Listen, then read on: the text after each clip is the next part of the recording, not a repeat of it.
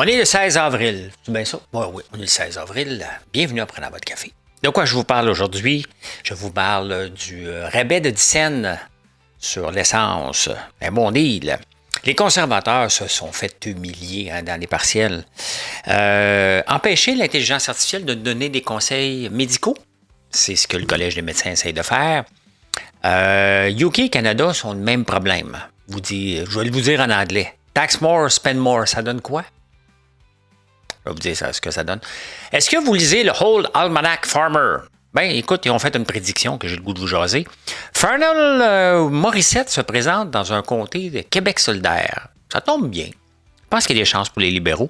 Qui serait le non-élu que Fréchette parle? Le Fonds monétaire international réduit sa croissance pour 2026. Amazon achète Global Star pour faire concurrence à Starlink. Le Mag 7 va très bien. BRP suspend ses prévisions. Qu'est-ce que ça veut dire pour le stock? Bombardier, qui était séparé en deux, va bien aussi. Nvidia qui monte en flèche. Snapchat coupe des gens. Et les 13 à 16 ans, la génération Alpha ne veut pas de bébé. Ils sont jeunes un peu, vous allez me dire, mais on est rendu là. On leur demande.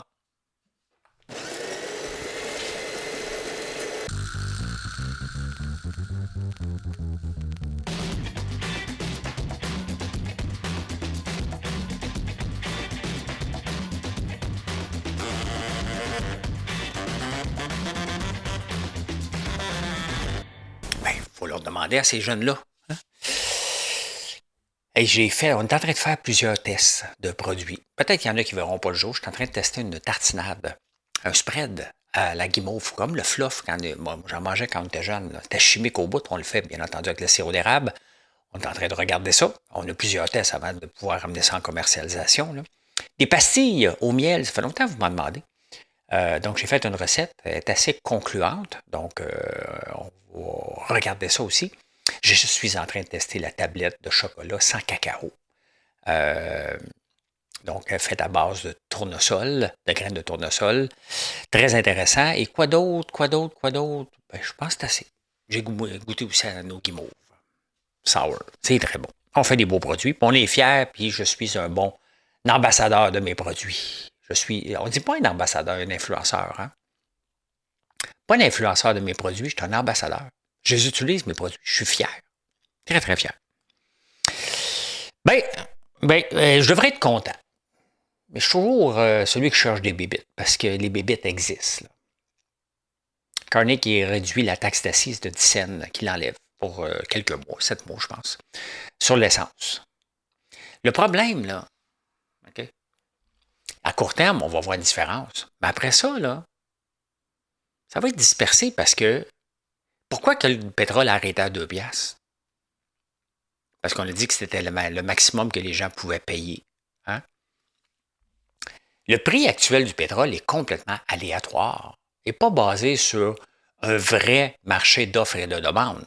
Et c'est un marché de spéculation et peut-être qu'on va en manquer. On n'est pas dans la réalité ici. Là. Fait que ça ne va rien donner. Regardez, la taxe de carbone a commencé à être absorbée tranquillement là, à travers le Canada. Elle a été enlevée, pas ici au Québec. Là. Il va falloir peut-être faire comme la France. La France a dit, OK, ben c'est parfait, mais on va vous contrôler, ma gang de raffineurs et de distributeurs, parce que c'est là que la marge est faite. Entre la vente du baril de pétrole et que ça rentre jusque dans notre auto, c'est là que les marges sont faites extrêmement. Puis si on ne les contrôle pas, ces marges-là, moi, je suis pour le laisser le libre marché, là. Mais le libre marché rit de nous. À un moment donné, quand le libre marché se met à rire des consommateurs parce qu'on n'a pas d'autre option, ben c'est là que le gouvernement doit intervenir. Sur 10 cents, malheureusement, va être absorbé en très peu de temps. Ça ne fera pas d'impact, mais le gouvernement va se priver de 2,4 milliards. Et c'est là, Jacinthe Varel, avec qui je fais les débats, décrivait bien Mark Carney. Moi, je l'aime bien, là. Mais à un moment donné, il faut qu'il se comporte en homme d'État, de prendre des décisions et de gérer aussi. Donc, est-ce qu'il va se comporter en homme d'État ici? Je pense qu'il l'échappe là-dessus. Mais tant mieux si on l'a le 10 cents, là. Puis que les pétrolières arrêtent de rire de nous autres, là. Mais ça n'arrêtera pas. Et parlant de politique un petit peu, les conservateurs ont-tu mangé une volée? Se sont-ils fait humilier, vous pensez? Ils sont fait battre par le Bloc. OK, parfait. Il n'y avait même pas, je pense, de candidat qui avait de l'allure dans Terrebonne. Libéral, Bloc. On parle d'un parti qui veut diriger le Canada, là. Pierre Poilievre, quand même, il avait perdu ses élections. Ils l'ont confirmé lors du Congrès. Il s'est fait battre par le NPD, un parti qui n'existe plus dans Toronto. C'est une humiliation. Je ne sais pas qu'est-ce qui se passe dans la tête des conservateurs pour garder Pierre Poilievre. Il n'y a aucune raison de le garder. Mais un des journaux que j'ai lu, je ne sais pas lequel, le décrivait bien, c'est comme s'il avait bâti Pierre Poilievre une entreprise familiale sans relève. Il n'y a pas de relève.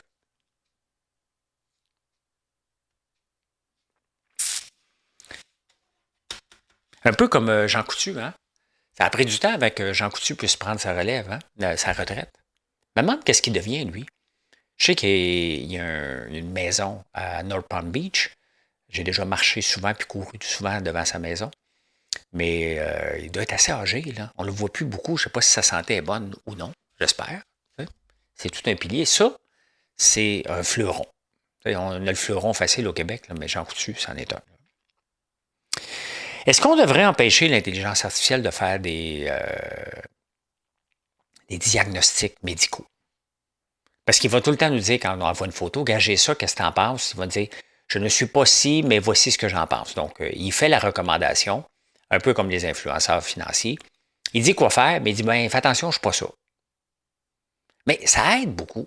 Sincèrement, moi, je ne suis pas cave de penser que l'intelligence artificielle a toute la réponse. Si je monte un bouton et il me dit, ouais, il est peut-être cancéreux, ben, je vais aller voir un doc. Tu sais? Mais pour ma blessure, là, il m'a aidé en maudit. J'étais brûlé là, au 2e degré. Là. Regardez, il n'en reste plus. Là. Pourquoi? Parce qu'il me dit, ben regarde, tu peux faire ça. Bon, on fait des cosmétiques, donc j'ai tout ce qu'il faut pour faire des formules, ou presque. Et j'ai fait une formule selon ChatGPT, et ça a fonctionné. J'ai suivi exactement ses conseils au lieu d'aller à l'urgence, puis d'avoir un padding, puis des crèmes dispendieuses. Là. Mais tu sais, il faut faire du discernement aussi. Là. Je ne sais pas si on va aller jusque-là d'empêcher de faire ça. Parce que c'est facile d'empêcher de le faire ici, mais tu prends un VPN, tu t'en vas ailleurs, tu vas l'avoir. Je peux prendre ChatGPT, moi, avec mon VPN ici, puis dire, ben regarde, quand tu es sur ChatGPT, je suis en Italie. Tu sais, je peux faire ça. J'aime beaucoup lire les journaux du UK. Mark Carney aime beaucoup l'Angleterre aussi. Et là-bas, ils ont mis un nouveau gouvernement. Et qu'est-ce que le gouvernement a fait? Il y a Tax More, il y a Taxer Plus. Il y a Spend More, il y a Dépense encore plus. Je pense que c'est notre problème ici. Hein? Ici, on est hypocrite avec les taxes. Là. Je vais vous parler tantôt de l'augmentation des prix des maisons, là, puis les taxes foncières. On est hypocrite, là. Donc, on taxe more. Les tickets qu'on donne au centre-ville, c'est des taxes. Là. Tout ce qu'on donne à un appareil gouvernemental, que ce soit directement en payant nos impôts ou en consommant quelque chose ou en se faisant prendre par une trappe à tickets ou un agent de stationnement, c'est tout des impôts, ça. Donc, tax more, spend more, et on est de plus en plus pauvre. Encore hier, on a parlé de la classe, la différence entre la classe moyenne et les écarts de richesse entre les riches et les pauvres. Bien, c'est normal. Quiconque qui m'écoute qui a un placement en bourse, dans un S&P 500 depuis 10 ans, s'enrichit. Si tu n'as pas d'argent pour le faire, bien, c'est sûr, celui qui en a va s'enrichir par rapport à toi. Mais il ne l'aura pas fait sur ton dos, là. Mais on est de plus en plus pauvres. C'est ça. En taxant, en s'impliquant, inutilement. Et rapidement, est-ce que vous lisez le Old Farmer Almanac, hein, qui fait des prédictions basées sur les pleurs d'oignons à peu près? Là? Bien, ils nous prédisent cet été un été très chaud. On va le prendre. Mais pas trop sec, pas comme l'année passée. Et je viens de mettre beaucoup d'argent pour préparer mes semis. Là. Je peux-tu faire mes semis et avoir une belle récolte de tournesol, d'avoine, de citrouille, parce que j'ai investi aussi pour faire de l'huile de citrouille. Je peux-tu avoir une belle saison? Pour dire, hey, ça vaut à peine. On va y aller.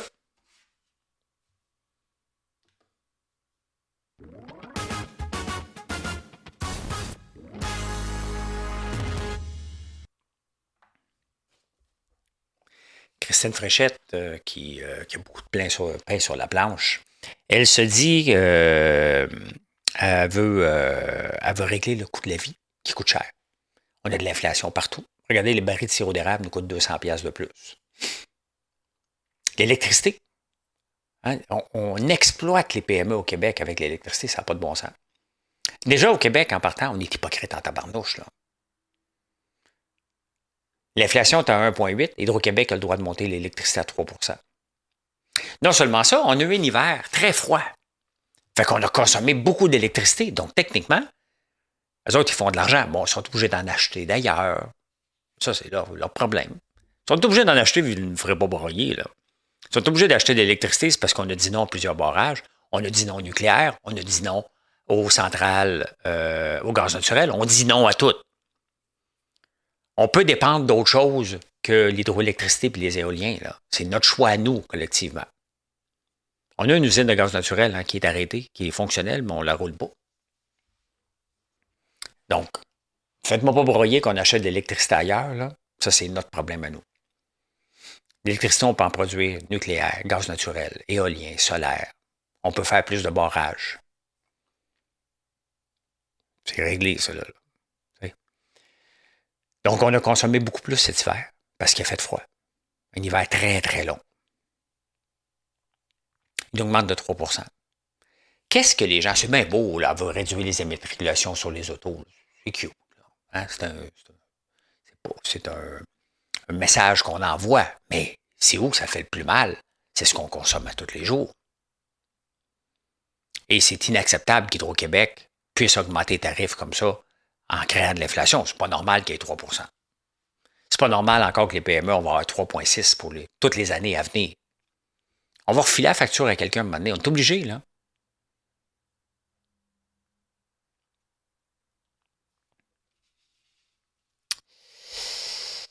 Et elle parle beaucoup d'un non-élu. Ce que j'ai appris, là, c'est du patinage, là, mais c'est que son conjoint est très haut placé dans le mouvement Desjardins. Est-ce que Guy Cormier irait à la CAQ? Tu sais, là, on vient d'avoir Farnell Morissette qui vient se joindre aux libéraux. Est-ce qu'il y a des chances dans Tachereau, qui est à Québec, qui est le seul comté à peu près que Québec solidaire détient, qui était l'ancien comté de Catherine Dorion, et maintenant c'est Étienne Grandmont? Ben, tu sais, moi, Farnell Morissette, là, je le suis un petit peu sur les réseaux sociaux. Je ne suis pas tout le temps d'accord avec lui, mais c'est pas grave. Il apporte une bonne opinion. Je ne l'aurais jamais vu avec les libéraux. Il ressemble à un Québec solidaire, physiquement. Je vous dis. Mais je trouve ça rafraîchissant de voir des gens comme ça se présenter aux libéraux. C'est plus tout le temps des gros bonnets, hein? Des gros banquiers, des anciens dirigeants. C'est un vulgarisateur financier et économique et politique. Donc, je trouve ça intéressant de le voir se lancer en politique. Pour moi, il amène quand même quelque chose à la politique. Donc, est-ce qu'il va être capable de gagner ses élections? Bien, il dit lui-même, hein? Ça ne se passera pas sur les réseaux, ça va se passer avec les souliers. Là. Il va falloir qu'il marche et qu'il aille parler avec les gens de Tachereau. Hâte de voir. Honnêtement, les libéraux ont des chances, des grandes chances. Et on peut le voir que là, ça va s'empresser de nommer des pointures, des gens connus, des gens qui vont faire une différence, qui vont faire que le Parti libéral va faire parler de lui. Puis Farnell Morissette le dit. Il va falloir que je change mon approche. Il y a des gens qui ne sont pas contents là, avec moi. Là. C'est correct. Il veut s'engager en politique. Ben, s'il est capable de gagner ses élections, ben, il va apporter une voix. Une voix intéressante. Maintenant, est-ce que Guy Cormier va se joindre à la CAQ? Il n'y a pas de raison d'aller chercher un second pour être un non-élu. Si elle fait ça, elle envoie un message clair, on rebâtit la CAQ. Et voici comment on va la bâtir. Ça prend un nom à la Guy Cormier du mouvement Desjardins que son mari connaît. Ça va être intéressant. On va quand même, je pense, avoir bien ceux qui aiment la politique, là, je pense qu'on va avoir une belle... ça va être intéressant parce que, techniquement, il y a une lutte à deux. Libéral, PQ. Libéral, je pense qu'ils vont gagner du galon. Mais la CAQ est peut-être pas morte si elle est capable d'aller chercher un gros nom. Il faut qu'elle aille chercher quelque chose. Il faut que Bernard fasse de quoi. Parce que Bernard va avoir un rôle clé dans le Conseil des ministres. Là. Donc, il faut qu'il aille chercher, il faut qu'il fasse de quoi d'intéressant. Ça va être intéressant à suivre. Les villes, là, toutes les villes, sans exception, c'est une bande d'hypocrites avec la taxation. Les impôts, la valeur foncière des maisons a augmenté au Québec. Pas dans le reste du Canada, mais au Québec, beaucoup. Donc, techniquement, là, juste par le fait que nos valeurs foncières ont augmenté, on paye plus de taxes. Les villes ne sont pas obligées de démonter les taxes. Vous voyez, on a comme une double taxation sur notre maison. Moi, ma maison, quand je l'ai achetée ici, elle valait 2,7. 2,3. Elle en vaut, je pense, 4,2 au livre. Si je la vendais, je la mettrais à peu près à 5 millions. Je paye des taxes maintenant sur 4,2, pas sur 2,7. Les taxes ont presque doublé depuis 2017. En plus de ça, les villes ont le culot de nous augmenter des taxes en plus. Les villes, là, il ne faut pas vous oublier qu'ils ont toujours de la nouvelle construction, donc de nouvelles entrées de taxes. Et malgré l'augmentation des valeurs foncières, malgré les nouveaux condos qui sont construits, les nouvelles maisons qui sont construites, on n'est pas encore capable de gérer les villes. Vous voyez que donner plus d'argent ne donne strictement rien. Il faut gérer. Les villes puis les gouvernements sont habitués de gérer avec des rentrées. Ah, j'ai de l'argent qui rentre. Le meilleur exemple, c'est les agents de stationnement. On donne des tickets. Hey, il y a de l'argent qui rentre. Oui, mais combien ça coûte? Combien ça coûte si on fait des payages sur nos routes puis mettre des stations de payage un peu partout? La structure, les structures pour mettre ça, les stations de payage, plus la gestion de ça, combien vous pensez que ça va coûter? On ne compte pas ça. On regarde juste le revenu, jamais la dépense.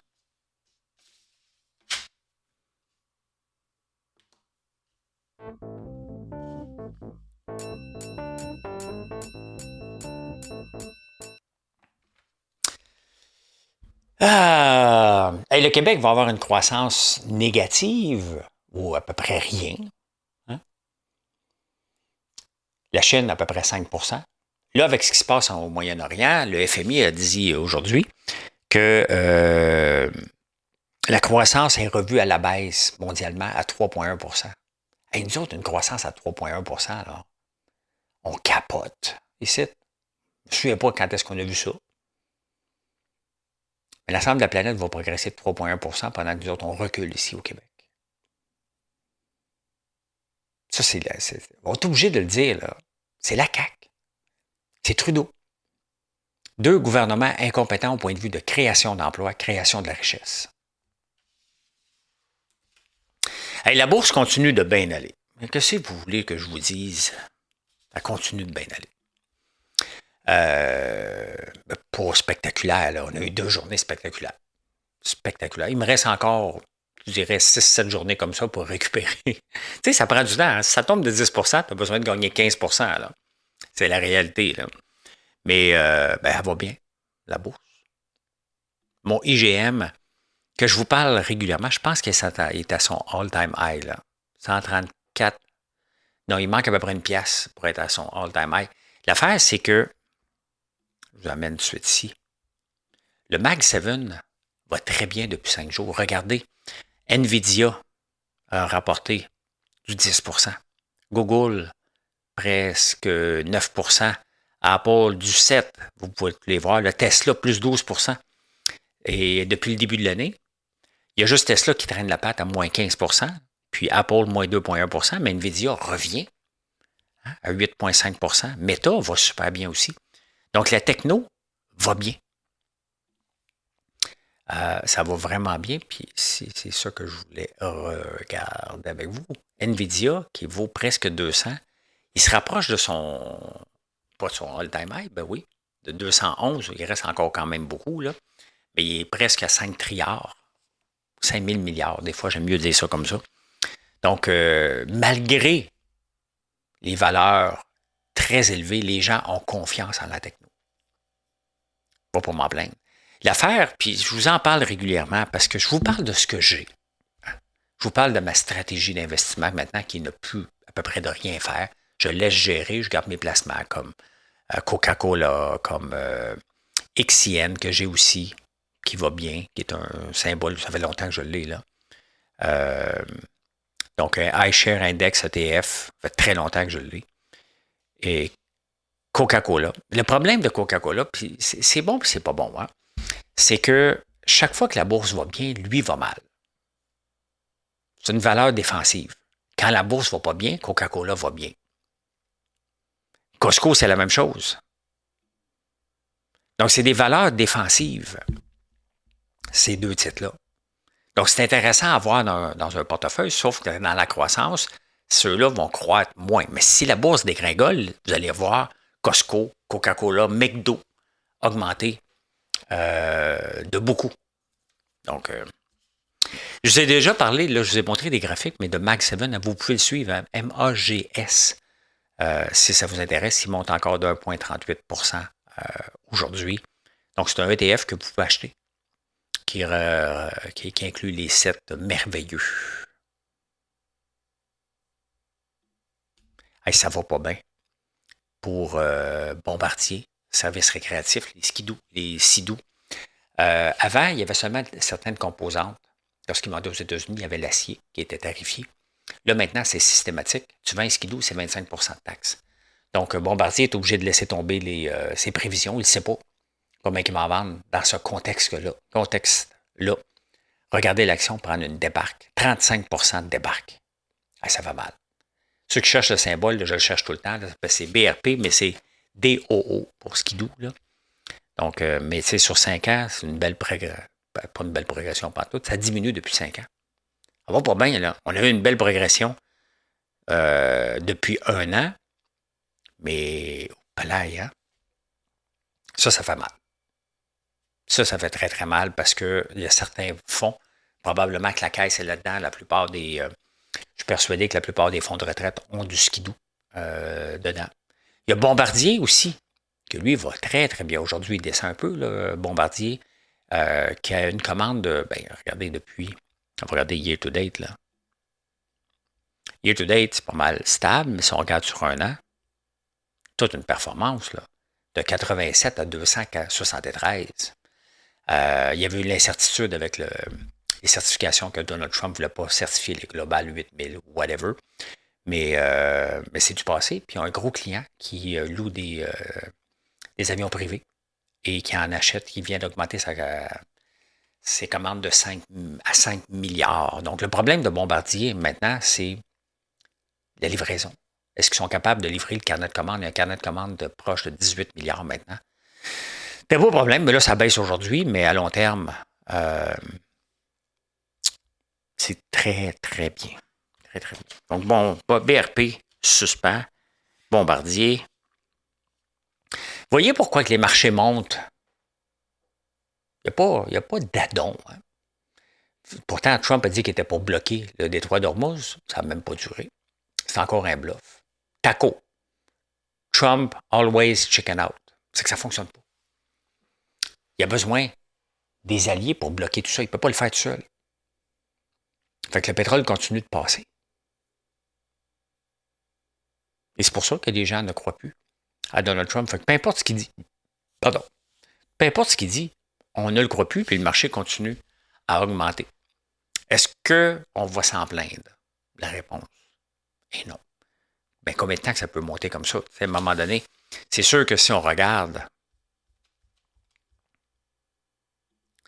on va venir voir le Dow Jones, ben, il est loin de son high qui était à 50 000. Si on regarde sur 1 an, une belle progression, là.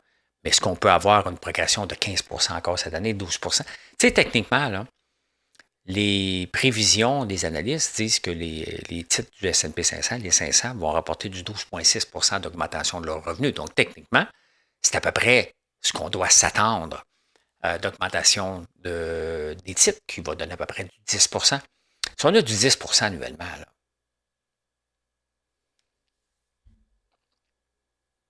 mais tu sais, est-ce qu'on peut avoir, la question qu'on doit se poser pour être à l'aise dans le marché boursier, est-ce qu'on va avoir des gros crashs comme avant, qui vont durer longtemps, qui vont enlever 50 du marché, puis ça va prendre 7, 8, 10 ans avant que ça perde? Avec la rapidité qu'on a accès à l'information, la rapidité, puis tous les investisseurs retail, donc les particuliers comme vous et moi, qui achètent, est-ce qu'on peut avoir des gros crashs qui vont durer longtemps? Probablement moins. Probablement moins qu'avant. Mais ça peut arriver parce que l'intelligence artificielle, elle chamboule quand même un peu. Regardez Snapchat. Snapchat qui annonce 16% de coupure de son staff. Ben, je vais le prendre. Là. Snapchat doit avoir des revenus, doit revenir. Je ne sais pas si Snapchat va revenir ce qui a déjà été. Là. J'aimerais ça parce que j'ai été le cave dans Moissely. Il ne pas le vendre à 92$. Il en vaut 5,93$. Il a monté beaucoup. Parce que là, il a annoncé qu'il coupait, grâce à l'intelligence artificielle, qu'il va couper 16% du staff. Donc oui, ici au Canada, on ne touche pas à ça encore, là, parce qu'on a peur. Hein? Puis on a des conventions collectives qui nous empêchent de congédier des gens à cause des nouvelles technologies. Ben oui, on a mis ça dedans, gang de cave. Snapchat n'a pas ça dans son convention collective. Il y a trop de monde, il coupe. Donc c'est 1000 personnes, donc l'action augmente de beaucoup quand même. Elle a pris presque 2$.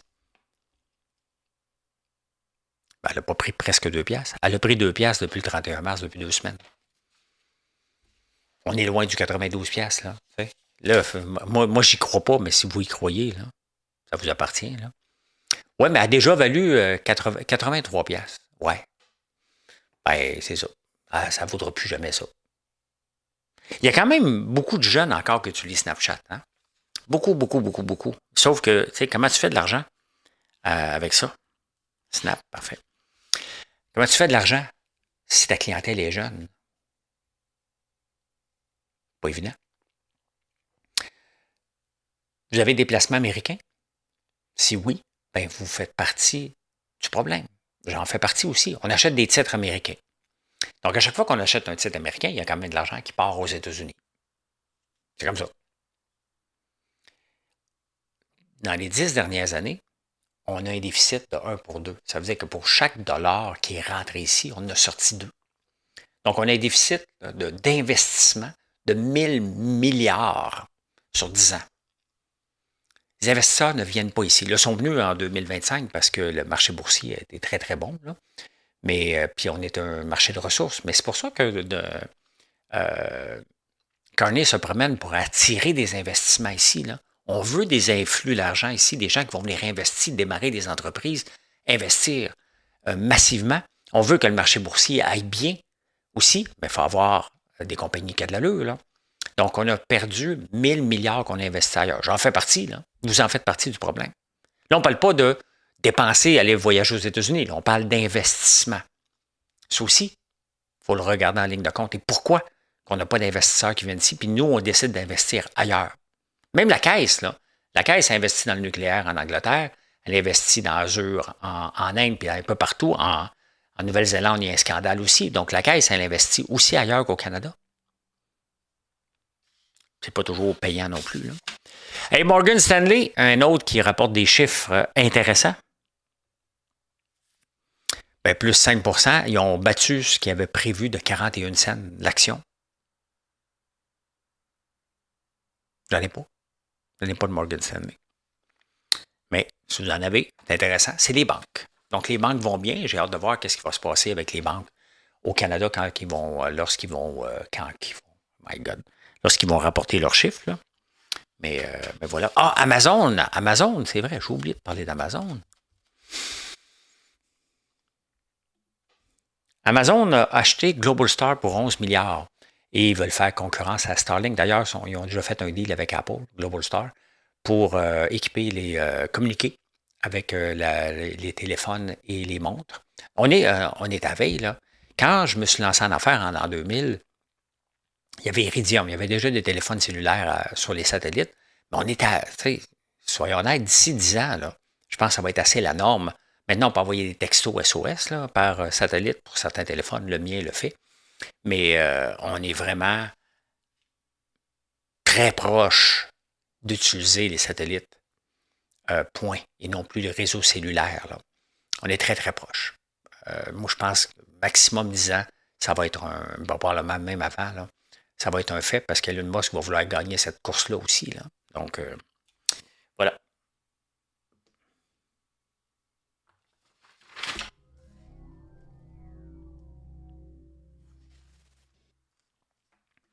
On a posé la question aux jeunes de 13 à 16 ans, est-ce que vous voulez des enfants? Est-ce que vous voulez vous marier? Ben, ils ont répondu à 56% veulent des enfants. Donc, 44% veulent rien savoir. Ben, ils sont jeunes un peu. Et on leur demandait, voulez-vous vous marier? Non, mais ils vont prendre de l'argent.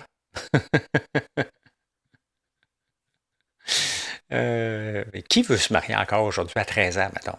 À part si tu fais partie d'un groupe religieux, là, mais dans les familles occidentales, mettons comme la mienne, là, où on n'est pas croyant. Je comprends qu'il y a un Jésus-Christ qui a déjà existé, là, mais je ne vais pas à l'église.